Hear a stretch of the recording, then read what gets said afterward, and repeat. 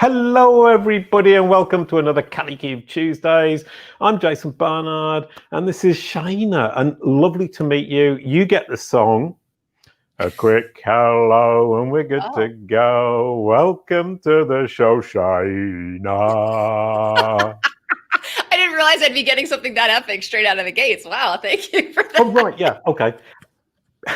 People who know me know they're going to get it, and they're not surprised, and you were surprised, which makes me very happy.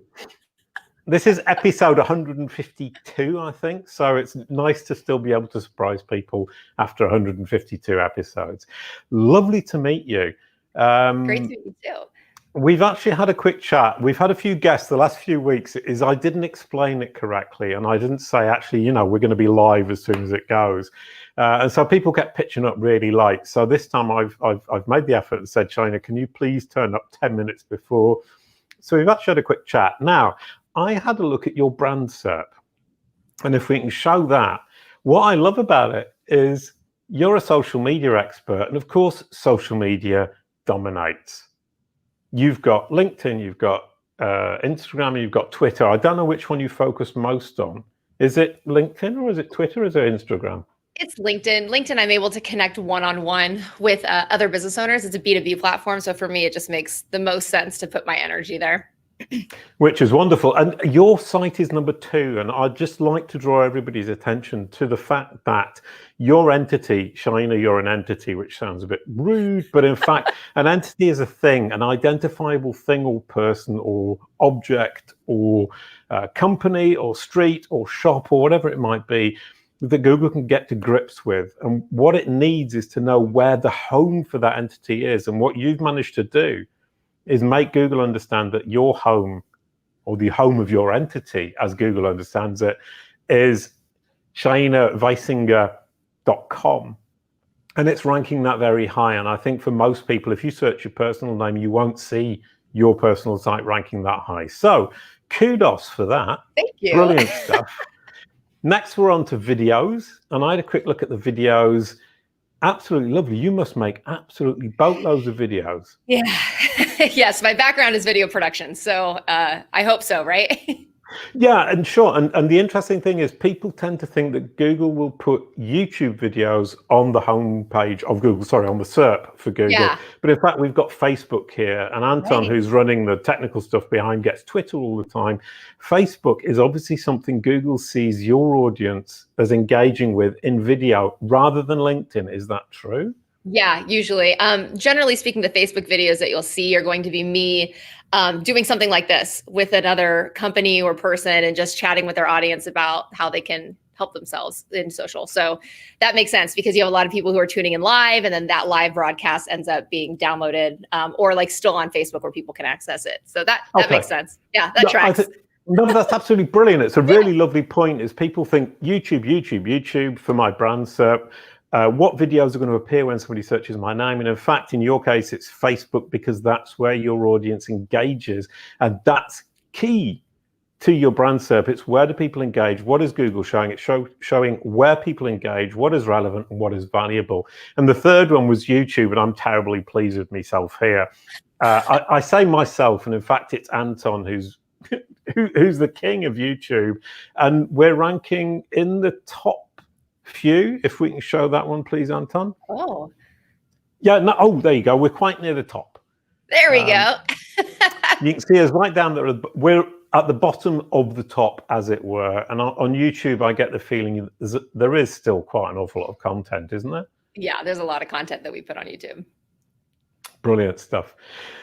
So that's us looking at your brand SERP and on your YouTube brand SERP. And I think people overlook, I mean, YouTube is obviously incredibly important, that what appears on YouTube when somebody searches your name or your brand name is still very important. Do you actually pay attention to that or not at all? You know, my personal brand, not so much. With Repurpose House, we'll do it more with the company. So it's for myself, I like to educate. So it's not really a self-promotional thing. Actually, this is kind of fun to do because I haven't searched myself in a really long time. So this is actually very interesting for me. Yeah, I mean, the problem is I search people all the time and I actually track people, and you're now tracked in my system, and it's a bit creepy. It looks like I'm stalking them, but it isn't. It's just I'm curious about what's going to happen. And what Anton was showing there is that when we go live, we immediately push up the rankings to number 2 or number 3, often number 1, is that YouTube is very reactive to what's going on at the time. Perhaps more than Facebook, maybe not. I don't know. What do you think? I feel like YouTube probably, yeah, for sure. I feel like it has, honestly, first, I agree with you with the YouTube / Google, because it's powered by Google, and Google, I mean, Facebook is powerful, but I feel like Google's got a little bit of a leg up there. Yeah, I mean, Google's moving towards this real-time aspect. It's moving towards the idea of saying, like, what's happening now? What's interesting now? And I've seen it on YouTube more recently than I did before. I'm seeing more and more on YouTube things that are proposed to me, suggested to me, that are happening right now. And Facebook, as you implied, and I can say it, is a bit behind the times. I like Twitter for that as well, because we actually stream to Periscope, and Periscope tends to get quite a lot of views because I think it actually works really really well. Now we have people in the audience, and I think we might have attracted some of your audience, which is lovely. Is that how I don't mess it up on social? Is that I make sure I communicate with the audience I want to aim at, which is yours? I'm not quite sure. I saw hi Shaina. It popped up and then it went away, so I don't know where to find it from here. So right, yeah. Well, if they said hi Shaina, I think they know you rather than me. Hi. Sorry, I looked at it. I was listening, so I'm not quite sure who that was. But hello, thank you for. So I think kind of one thing with social is what we're doing, and it really just occurred to me now, is that I'm aiming to my own audience. I'm saying I want to communicate with my audience something that I think is useful, but I also want to reach out to your audience and bring them into my mindset. Is that a fair assessment of what social is all about? Oh, for sure. Absolutely. And then it's about sharing your mindset with your audience's audience. So there's a lot of different rollaways that can go with it. So it's great. Yeah, okay. No, please expand on that. So I've got my audience, your audience, my audience's audience, and your audience's audience. So we're already up to, what, 20 million people? Right. So we're like crushing it right now. Okay, now how do I not mess that up? What I tend to do is I just post a lot of stuff that I think is interesting. And I'm pretty sure that isn't the best way to go about it.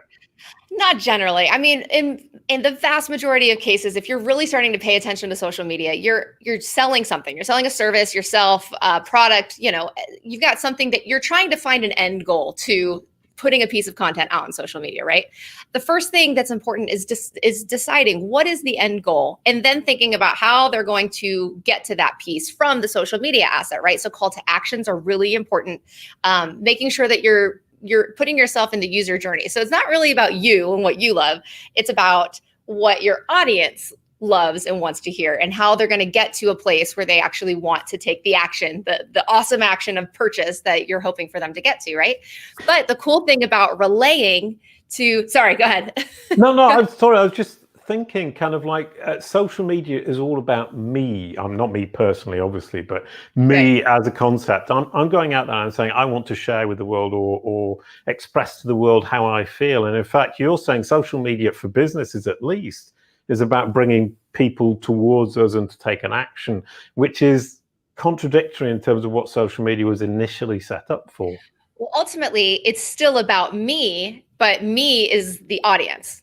Because for them, it's about me. And now you're having to serve them content that feeds the me. And that's really where the trick is speaking to their, give me the stuff that I want, right? Well, okay, so we could actually stop the interview here, because it's all about empathy and saying, I'm not serving me, I'm serving the me who's looking at me, as it were.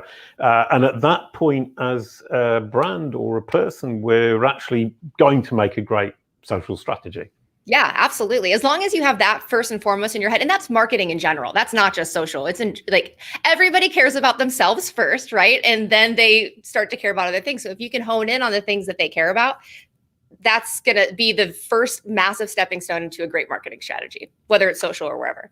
Right, okay. And the point today was how not to mess it up. I mean, that's obviously the right thing to do. And I think Right. a lot of people, a lot of brands, a lot of people who work for brands have a great deal of difficulty actually looking out and being empathetic towards what their audience is looking for. We tend to go me, me, me, me, which is what social media is all about. But Right. we should be going the me and you. Or is it the you and me? I'm getting confused.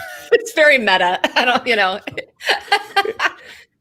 So yeah, what are the things that we're all doing wrong that we should not be doing wrong anymore as soon as we've listened to this?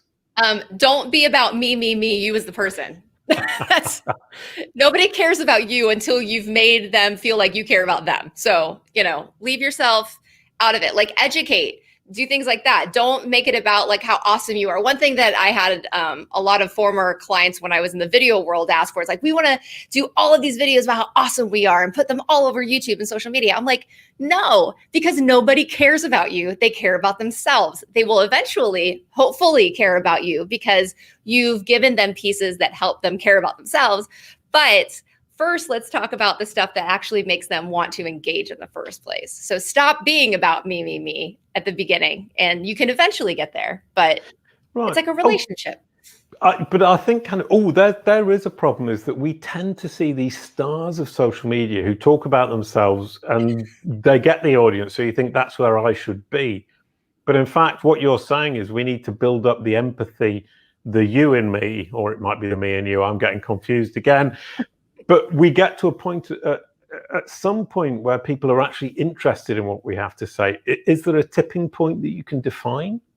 You know, I look at it so often in like very strategic funnels and very strategic journeys, as opposed to just like having a social media channel to have likes, because really you can't deposit likes. What's the final goal, right? So if you have 1 million followers, but they're not the right followers, I'd rather have 10,000 followers of the right followers who are going to spend money than 1 million who are just gonna, I don't know, comment on my cool pictures. Do you know what I'm saying? So as far as like when the timing is right, I think it really depends on how long that particular person has been through your journey. For me, it's like about like there's all these strategies about retargeting and stuff like that. I feel like it should consistently be a give at first touch, which is really going to be Sorry, excuse me, that's a quote. Give at first touch. That's give at first quote. touch. So yeah, it should always be give at first, you know, and a lot of people may be looking at your social feed for the first time, even if you have 1 million followers, right? So what you don't want to do is hit them up with something spammy that's like, here's how awesome we are. Like, you can sprinkle it in, but you need to be like overcompensating consistently with really give at first touch, with really giving them valuable content or fun. And value can be measured in different ways. It can be educational. It can be fun. It can just be bringing a smile to their face. It really can be a lot of different things. Yeah, I think we forget just making people smile is already an immense talent or a great moment in anyone's day. I mean, I remember back in the day when things were going very badly, I would think, I will smile once today, at least. And it happens, and it happens every day if we make that effort. And if somebody can help me do that, I'm obviously very appreciative. But that brings me to another question. Sorry, what you were talking about before is you have a balance to bring between the new audience who are still interested more in themselves than they are in you, and the existing audience who have got used to the you and are interested in you rather than the me, as it were. Right. You know, that's really where you can transition into like groups. Like for Facebook, if you have like a personalized group that's for your business or for your personal brand, you can ask them to join the group. And that can be more personalized content. It can really be anything you want it to be, but they've invested now more into you as a brand or a person. And that's where you can start doing things like the asks and the self-promotion stuff. You still don't want to just do that. Like, you still want to give value the way you were giving it before. But, you know, you want to make sure that you're bringing them into a space where they've kind of opted in for you to be a little more me. You know what I'm saying? Right. Yeah. Well, that's kind of segmentation, but it's segmentation as saying, actually, and if I might say so, I might be wrong, you're being promoted. Yeah. Right. I mean, isn't that, I mean, if you say to me, oh, come into my private Shaina Weisinger group, I feel like I'm being promoted. Isn't that also giving me the kind of gold star or the sticker or the certificate? Yeah, it can be for sure. I mean, a lot of the times people will kind of supplement those groups with like really cool interviews that they wouldn't put like actual, like we would go live just in your group here and I would do a Q&A with the group, right? Like you can do really cool honed in strategies that get people to want to be into your group more. And then you've kind of got that opt-in and now you can start, being a little more me. Yeah. Well, we had this. We just had a comment. I think it was from Hallie that said edutainment. Edutainment. Yep. And I love that. Now, how can you balance the idea of education and entertainment? I mean, I was a blue dog in a kids' TV series, and it was all about entertaining children while explaining to them how the world works, what they have in the world. I mean, what's a swimming pool? How do you jump in a swimming pool? And, I mean, very simple things. I mean, how do you make that mix for adults? I can do it for kids, no problem at all. I can't do it for adults. See, and I feel like I can do it for adults, but kids, it's like, I have no idea. Oh, right, but, okay. It's just give at first touch. Yeah, I think that, first of all, edutainment is a great word. It's a great way to put it. You don't want to give information in a boring way because nobody wants to watch that. So you're going to get skipped over very quickly. So, I mean, it can be like, there's a lot on TikTok. TikTok's actually leaning into education, like in 2021. It's going to be like learn on TikTok. It's a whole thing. So like, but that people on that platform who do it well, it's entertaining. Like you can learn how to do recipes. You can learn how to do all this stuff and it's fun and it's exciting to watch. While you don't even really know you're learning, you're just kind of having a good time as opposed to just delivering content in a boring traditional kind of way. Like you can sit in front of a camera and read from Wikipedia all you want, but that's not entertaining. No, but sorry, I'm clapping my hands, but just because I'm getting overexcited because you've actually put your finger on the exact problem that 99% of brands have is they're boring. The people who work for them don't have that edutainment kind of aspect. They're going education. I'm going to teach you lots of stuff. And how do you insert that into your brand? How do you find these people who actually have the personality to make it entertaining to be educated? That's tough because hopefully you have somebody in your company who's just fun on camera. They may not like their role may be something that has nothing to do with social media, but if they, or even, I don't even know what their role is, but if they are charismatic and they're fun in front of a camera, put them in front of the camera and let them educate your audience because you're going to get way more out of them doing that than you will out of somebody who doesn't really know how to present very well. And it's not a game for everybody. Like, sorry, can I ask another question? I'm interrupting here, but one of the things is the funnest person in the room, the one who makes the party happen, isn't necessarily the person who's the most appropriate in front of camera. Is that true or am I wrong? I mean, the people who are kind of really, woohoo, look at me when you go to a party, stand in front of the camera and completely freeze. Sometimes, yeah, for sure. That great. Well, and I did video production for so long, like way back in the day. And being a producer is hard because you'll be chatting with somebody and then that red light goes on and they're like panic. And so to get them to come out of it and to like relax and try to have a conversation, it's interesting because the people you feel like would be best on camera sometimes just are a nightmare, right? So there's ways that you can get around that. I mean, you can practice. What's great is that like we have these awesome devices that have beautiful cameras on them and literally selfie style video is crushing it. Like you don't even need fully produced video anymore for social media. And so you can record, you can watch back and say, oh, that was horrible. And then there's a little delete button and you don't have to post it anywhere, but there's practice. So you can always practice, watch it back, ask for feedback. You'll start to see things that you do that you're not really realizing, like saying the word over and over and over again, or you have little tics that you're not really recognizing. So watching yourself before you put it onto a platform for other people to watch is probably going to be helpful. Yeah, those little tics are something that annoy a lot. For me, but I had another thing is, I mean, I speak French and English, and I was doing some videos in French earlier on, and my daughter, who's also bilingual, came in the room and she said, when you read it in French, you sound really staid. You don't sound like you're enjoying it. Yeah. And when you speak it, you sound absolutely fine. And in English, it sounds the same either way. You can read off a teleprompter, or you can just kind of ad-lib it. And that was really interesting for me from my point of view, because I was looking and thinking, actually, I'm natural everywhere, and I'm not.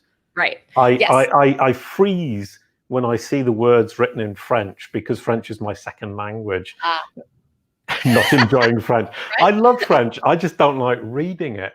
Yeah. And I think part of that comes from my fear of how I will be judged by the public who are listening to it. And it's counterproductive, because the more I freeze, the more they're going to criticize me, because the less good it will be. How does that sound? Yeah, absolutely. I think that just rolling it up, like just go, like stop worrying about what people are going to think and just put it out there, because ultimately people want to feel like they can relate to the person who's on that video. And if you are relatable and you're human, if you mess up, hey, you know what? French is my second language. I'm working on it. I'm doing my best. And then you keep on rolling with the punches. People want to go on that journey with you. So that goes for like speaking on camera. It goes for speaking on stages. Like, you become a real live person then. And that's when you become very interesting, is when they can relate a little bit. With a tiny grain of salt. I mean, I had Geraldine de Ruyter on a few weeks ago. She was talking about pratfall effect. And it's when it goes wrong, people find you more relatable. But you can't allow that to happen all the time, because you just become a prat. Yeah, you don't want to be chaos. Like, you still want to have it together a little bit. But yeah, I mean, ultimately, like, we're all human. And when you can show that you're human, that's great for your audience. But they also don't want to expect you to just be madness every time you show up either. So that's a good point. Well, I mean, I take that to be that if you've got a basic foundation of quality content where you look reasonably intelligent, reasonably convincing, quite entertaining, and yet informative, Right. then you can start making those mistakes and people find it endearing. Is that fair? Yes, I completely agree. I do. And ultimately, like, you can even do it from the beginning. Like, I have told people who have been terrified of being on camera, where we're just starting to make their content, and they're doing a lot of selfie style stuff because, like I said, it does really, really well. I'm like, tell people, hey, this is my first video. I'm really excited to start educating you guys, because I feel like I have so much to offer and give that can help you in your life, but I'm nervous, and we're just going to do it and we'll see how it goes. And then people are like, cool. Okay. Now, if you mess up, you've already prefaced it by saying, hey, you're either going to come on this journey with me or you're not. And if you're not interested in seeing this, and I'm telling you it's not going to be perfect, then move along and go find the perfect guru who's going to teach you the same stuff. So, right, no, sure, 100%. And it is that honesty that does bring a great deal of value. One other thing is that people look at videos or watch videos or listen to themselves. They hate their voice. They hate how they look. They hate the way they wink at the camera. Hang on, I'll do that again. And they feel embarrassed about it. And as you can see, I've stopped being embarrassed about my silly winky face and my voice and my glasses and my bald head and my beard. And how do you get to that stage where you don't mind anymore that you don't look as perfect or sound as perfect as you have in your mind's eye?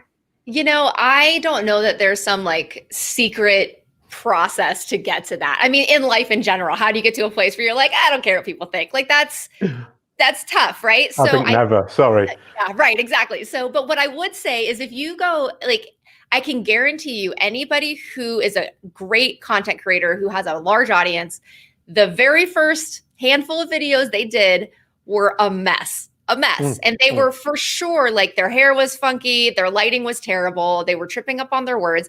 They may have now since deleted those videos, but I can guarantee you that they have existed in some capacity. So if you're ever feeling down about yourself and you're like, I'm not doing this perfectly, go and just start looking at the very, very beginning YouTube videos on some of these massive creators and just see if any of them still kind of live or see the light of day. Because even the ones that did well then may have had the mistakes that you're worried about with yourself. Nobody starts perfect, and you have to start somewhere. And it's like sports. You have to practice to get to a place where you feel comfortable doing it constantly. And that you'll get to a place where you're like, it doesn't really matter if my hair is, whatever. Like, it is what it is. You just get to that place eventually. Yeah, well, I mean, I had an interesting experience. I was looking at my videos on YouTube, and I was seeing where the drop-off points are. Yeah. And they're not where I feel I'm the most stupid or idiotic, or I say something that doesn't really fit. Right. Actually, what I found is it's as soon as I mention, hang on, this is going to be a good one, money, boom, drop off. Okay. Big pauses. When I've obviously finished a big kind of chunk of content like that, there will be a drop off. People will think, okay, that's the end of it. So the drop off points aren't when we are most ridiculous in our own minds. It's actually when people drop off their interest, and if it's you talk about money because that isn't part of the overall experience they're expecting, or if I suddenly said, "Oh right, let's talk about cricket." I watch cricket in the UK, and that would be a great drop-off point because I'm off topic. All of a sudden, is that true? Yeah, absolutely. I mean, you want to make sure that you're giving them the content that they're there to consume. That's pretty much it. It's super simple, Brilliant. Okay, right, off video and back to what you shouldn't do. I mean, writing, I find that very difficult. I mean, writing and knowing what to write, the right kind of hashtags, the right approach, tagging people in. We've got another 6 or 7 minutes here. I'm writing a tweet.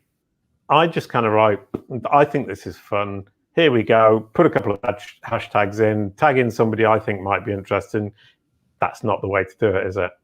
Not generally. I mean, again, it's not like about what I think is awesome and funny. It's about what the people you think is going to. That same mentality tracks through all of the different platforms. So, I mean, I just need to think, what do my audience think is interesting until I become some kind of superstar. Now, I did this animated GIF that we saw earlier on. I think it would be a really nice way to finish it because I thought this was genius, is that machines like Facebook and Google and Twitter, they crop images. And I made this image, which is square to start with. It will do 2/3, 4:3. Then it will do 16:10, then it will do 16:9. And all of them look good, and all of them contain the important information that I want to get across, which is the people, in this case, the guests for next month, who Christine McKay, David Davis, Cindy Crum, Stefan Spencer, Melissa Fack, absolutely wonderful guests. You told me I've done it wrong. Oh no, you said it's a good start. A valiant effort is what I said. Sorry, yes. So first of all, the idea there is awesome. Like, how do I take one piece of content and make sure it can be utilized for multiple platforms, right? And this also changes like whether you're posting natively, which is like on the app yourself, or using a scheduling tool, because there's different rules on what sizes you can post on those as well.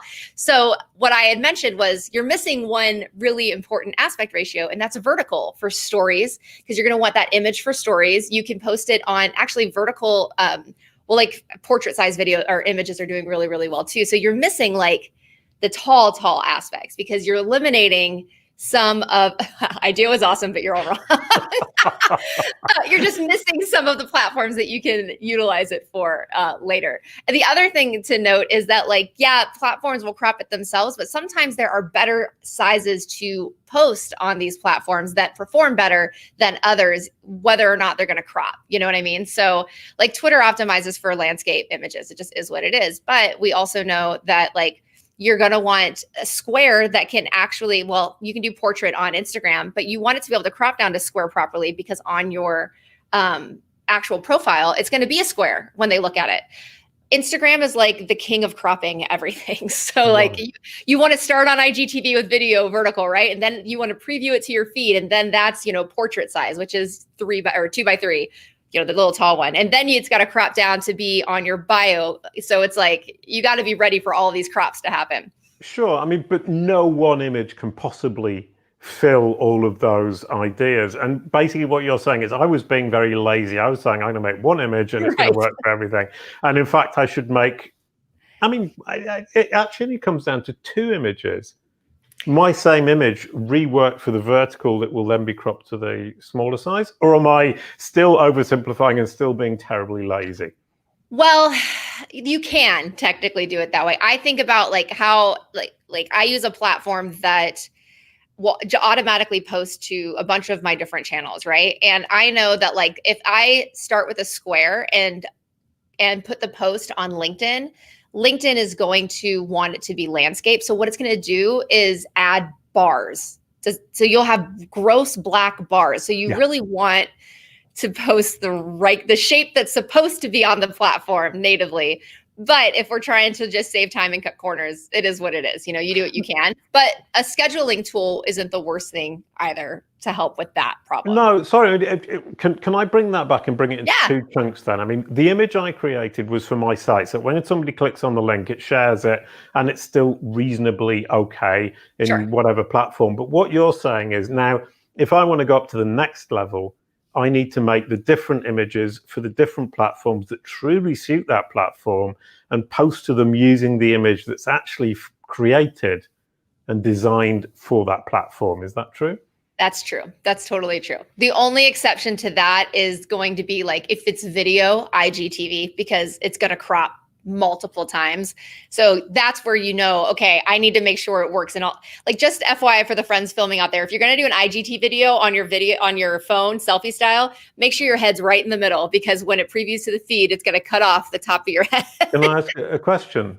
Yes. What are you saying? IGTV? IGTV. It's Instagram television. So they want you to post to IGTV instead of the Instagram feed, because the algorithm has been favoring that. So what happens is you post to IGTV, it's vertical. It's like the full screen of your phone. And there's a little toggle button that says preview to feed. So then what happens is now it shows up on the feed when you're scrolling, but it's cropped down from the top and the bottom a little bit. So now it's portrait, which is just a little bit taller than square. But then it's going to land also on your profile, which is square. So it's going to cut down even more. So you can do things like add a thumbnail, or you just make sure that the whole video is able to crop down twice to fit there. So you have like that mentality that you did is actually exactly what you have to do for video on IGTV. Right. The image is not so much. I mean, but I mean, what I'm hearing now is actually the mentality is 100% correct. Whatever platform you're on, is that you need to think, where is this going to get cropped? Because it's going to get repurposed automatically. I mean, that's your business actually repurposes manually, but it's going to get repurposed whether you like it or not. Right. And basically, whatever's the most important needs to be right in the middle. Right. That's exactly right. Make sure you've got a little bit of a margin for error, like physically. Okay, I mean, whatever the platform is, sorry, this is me thinking out loud. Whatever the platform, there is always a square in the middle that is always going to be present. So if I be in the middle, so if I want my red shirt to be present, I need to make sure that this is the middle and that there's material out this side, material up at the top, material down the bottom. And I think my biggest mistake, and where you're saying I'm sabotaging my social media, is that I'm not paying or spending the time necessary to create specific formats for specific platforms. Right. Yeah. And it's super easy to do. Like, you can use something like Canva. There's tools out there that you can use where you can have literally a freelancer create like the same kind of image in 3 different sizes for you. And then you can go through and swap them out. I mean, there's easier ways to do it than like a full-fledged new design for every image you put on your social media. So it's not really as aggressive as it sounds. No. Okay. I mean, so you're saying get yourself a template. But sorry, that brings me to a new question, is that every time I do something, I have to have a new template. And you're saying maybe not. I mean, can I say for an entire series or for my entire life, I've got this template that I will use for all these different platforms? Or am I going to look boring? Oh, and if I might just insult you, I notice that the same photo of you comes up all the time. Yeah, that's something that we've been rotating them lately. So it's something that my PR team was sending to all of these places, the one headshot. And so I'm like, that's turned into like, hey, there's a series of photos, allow them to choose. So I agree with you there for sure. No, I love that idea. We can template, but if you template too much, you end up being innocuous and boring and uninteresting. Right. Yeah. And so sorry, I just told you were innocuous, boring, and uninteresting. No. You said that one photo may have been. But as far as templates go, you can have multiple templates. Like, the way that we do it is like we rotate through a dozen different templates, but they're in all the different sizes. You know, you can just replace images of people, text, information, logos, whatever it is that you need to be replacing within it. But you can have a series of them and just pick and choose so that it's not getting boring on the feed. You're not looking like it's the same piece of content every single time. Brilliant. Absolutely lovely. And I would just like to add one more thing before we end, is that think about your templating before you actually start pushing it out, because once you push it out there, it amplifies, we hope. And once it's amplified, it's too late. And all of that is out there and it's not formatted correctly. So make sure you get your templates correct before you start. Talk to somebody like Shaina, for example, to understand how best to template for different platforms. I mean, the amplification problem, it's phenomenally big for all of us. It is. It really is. The problem is social media is insatiable. You know, you're never going to be done. So making sure that you have a very savvy strategy to create the content, to make sure that that content's going to scale appropriately. So being able to create one piece of long form content that you can then repurpose a whole bunch of pieces out for social media. The problem that people run into is they end up chasing having to create content for social. And if you can eliminate that and know that your social media posts are a part of our larger content strategy, then you're going to be in very, very good shape. Right. Okay. One last question. Actually, I said that was the last question, but it's not. Okay, the last question is, in fact, social media. I get it wrong today. It'll disappear tomorrow. I don't care.